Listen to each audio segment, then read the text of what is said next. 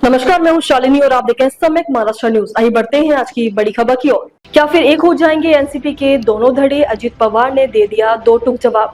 महाराष्ट्र के उप मुख्यमंत्री अजित पवार ने एनसीपी के विधायकों की बैठक में स्पष्ट रूप से कहा है कि पार्टी के दोनों धड़ों के पुनर्मिलन की कोई संभावना नहीं है। उन्होंने मीडिया में चल रही ऐसी सभी अटकलों को बेबुनियादी बताया।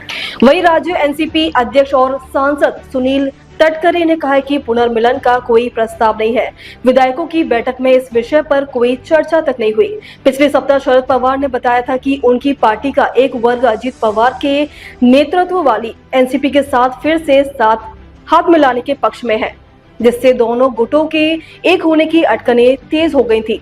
हालांकि पवार सीनियर ने यह भी कहा था कि इस तरह के निर्णयों में वे प्रत्यक्ष रूप से शामिल नहीं हैं और इस पर उनकी बेटी सुप्रिया सुले तथा अजित पवार के बीच बातचीत होनी चाहिए।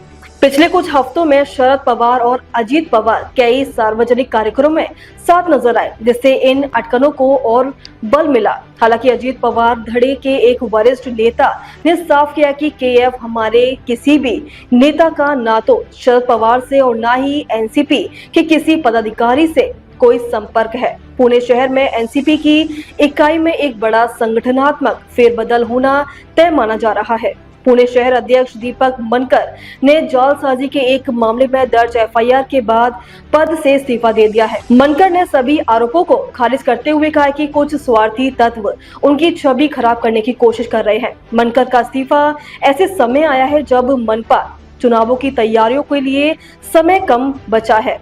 पार्टी सूत्रों के अनुसार अब नए शहर अध्यक्ष के लिए पूर्व महापौर दत्ता धनकवाड़े, वर्तमान कार्यकारी अध्यक्ष प्रदीप देशमुख या हड़पसर के विधायक चेतन तुपे में से किसी को एक जिम्मेदारी दी जा सकती है।